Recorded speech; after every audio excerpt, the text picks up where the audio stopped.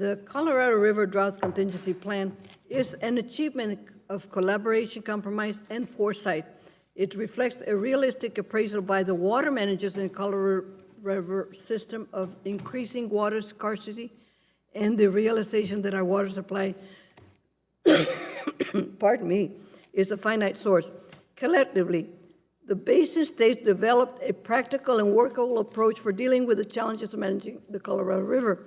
The fact that 7 states and the Department of Interior can come together, as was stated before, over 2 years and agree on a difficult and meaningful path forward that achieves the greater overall sustainability is something to be celebrated.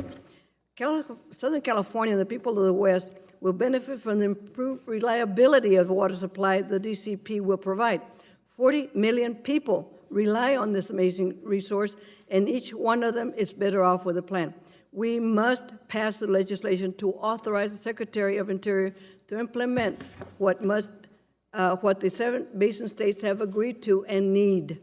The testimony that we will be hearing today reflects a very bipartisan effort supported by the 7 states, multiple water districts, Native American tribes, and a broad coalition of environmental organizations. Enactment of the authorizing legislation will initiate all states' efforts to manage the water in the Colorado River system, along with the Republic of Mexico, which has willingly participated in and actively worked with the United States to address drought conditions. We are blessed that we have a good snowpack, as was mentioned before, in the upper Colorado River watershed this year. This provides us the opportunity to take advantage of the extra water if the DCP legislation is enacted, so that implementation can begin immediately. I must say that Southern California is still in a drought condition. We have not yet achieved, pardon me, excuse me, we still need more rain, and it take a couple more water years that we have had this year to be able to come up to a fairly decent topping of the rivers and the dams. We must support collaborative approaches to manage our most precious resource, water.